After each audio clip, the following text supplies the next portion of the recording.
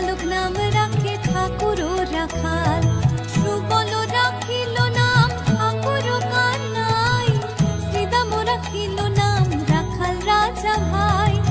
ননীচরা নাম রাখে যতে গোপিনী, কালো সোনা নাম রাখে রাধা বিনোদিনী, কুবজা রাখিল নাম পতিত পাবন হরি, চন্দ্রাবলী নাম রাখে মোহন বংশীধারী,